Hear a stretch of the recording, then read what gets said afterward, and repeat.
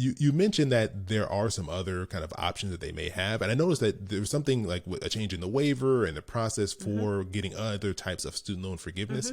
Could you share a little bit about like how that's changed and kind of what options are out there if you're like, maybe I want to try to see what my other options are if I don't want to wait until June or maybe even farther into the future for something else to kind of come along to help with the situation? Yeah, sure. So I'll start with the Public Service Loan Forgiveness or PSLF program. So for anyone who doesn't know, this program forgives any outstanding loan balances for anyone working with, of course, federal loans. Let me make sure I clarify that these are what we're talking about are federal student loans.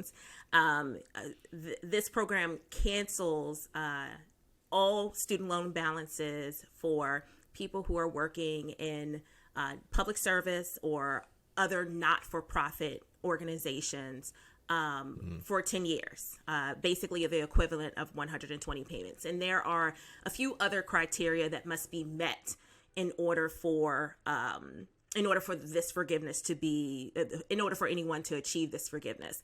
In October of last year, they created this waiver that I briefly mentioned, and it again loosened pretty much all of the requirements with the exception of the full-time work in public service. That waiver expired on the 31st, but they are bringing some of those changes back in July, including retroactive credit for periods of forbearance and deferment. Before that time that you weren't actually making a payment would never count towards the 120 payment requirement. But with the changes coming in July, they will count.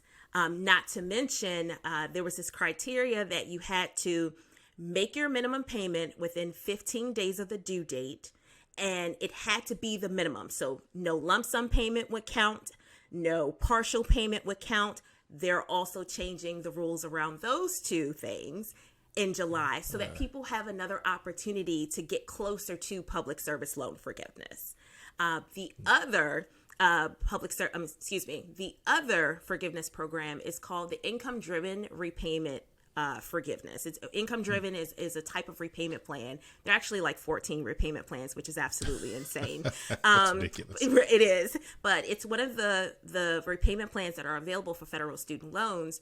What the administration is going to be doing with this waiver in July is that they're going to also count past, partial, late, any period of deferment, but not in school deferment, as well as forbearance, and that's going to count towards that forgiveness program. That forgiveness program is slightly different. Well, not slightly. It's pretty different than public service loan forgiveness because you aren't required to work in public service, but that does come with like a 20 or 25 year time frame of being in repayment. So again, if you have federal student loans, you either work in public service or for a not-for-profit organization, or you've been in this income-driven repayment plan since you've landed in repayment with your federal loans, it is possible that you can get closer to fulfilling both of those requirements, both, one or the other of those requirements, getting closer to forgiveness. Okay, so at least there are some other options. Like if you do qualify based off of those requirements, that there are some other options out there to get some type of loan forgiveness. Probably actually better loan forgiveness than what was being proposed. If you, I saw you had like much more than $20,000 forgiven through the public student loan forgiveness. $133,375. I like how you know the exact number. Oh, yeah.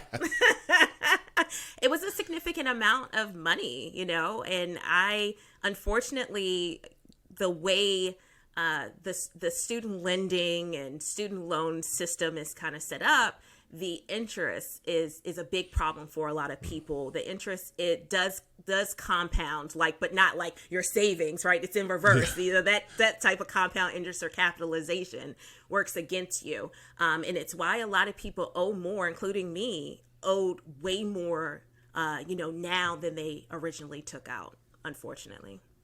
Yeah, you hear that story way too often that, after years of paying the student loan, they have more than they started out with, which something seems a little broken about that system. If you're Very doing much. what you're supposed to do and pay your Very payments, much so. You owe more money, then something sounds off about that.